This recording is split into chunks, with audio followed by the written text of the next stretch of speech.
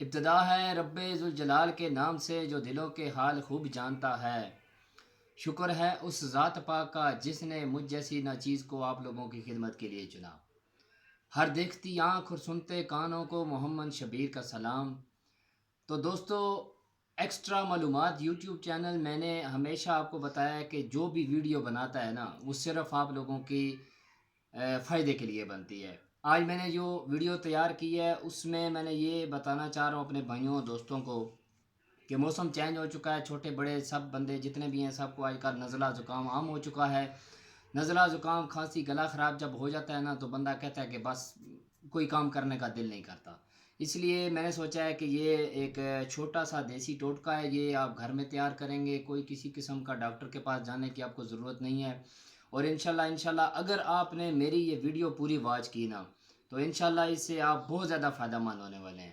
تو چلتے ہیں بھائی ٹائم ضائع کیے بغیر کہ ویڈیو کی جانب کہ میں نے کون سا آج دیسی ٹوٹکا آپ کے لیے تیار کیا ہے۔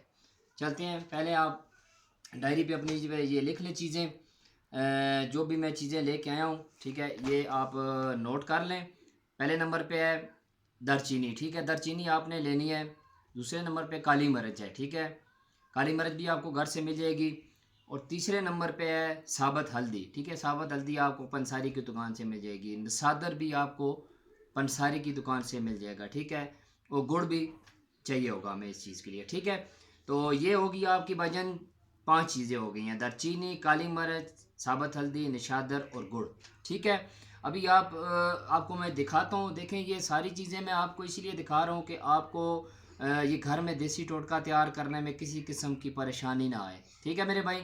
یہ ہیں جناب کالی مرچ۔ کالی مرچ آپ نے 4 سے 5 دانے لینے ہیں، اس سے زیادہ بالکل نہیں لینی کالی مرچ، ٹھیک ہے۔ 4-5 دانے ہیں کالی مرچ کے۔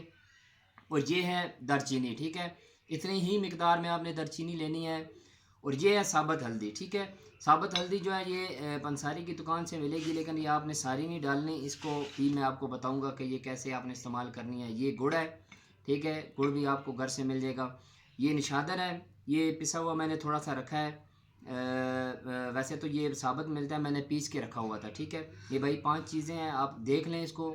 کچھ ہوتا ہے میرے بھائی جن کو اس چیز کی سمجھ نہیں ہے نشادر کیا ہوتا ہے، نشادر آپ پنساری کی دکان سے جائیں گے وہاں سے مانگیں گے تو آپ کو نشادر بھی مل جائے گا، ٹھیک ہے میرے بھائی۔ یہ ہیں 5 چیزیں ثابت۔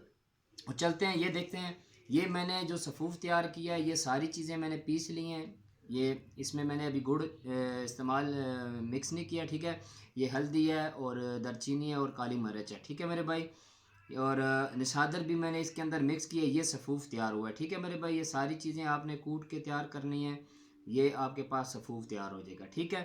اس کے اندر آپ نے 1 قطرہ پانی کا ڈالنا ہے، 1 قطرہ، 1 قطرہ ڈال کے پانی کا آپ نے اس کو مکس کرنا ہے۔ مکس کر کے میرے بھائی یہ گولیاں آپ کے پاس تیار ہو جائیں گی، یہ والی، ٹھیک ہے۔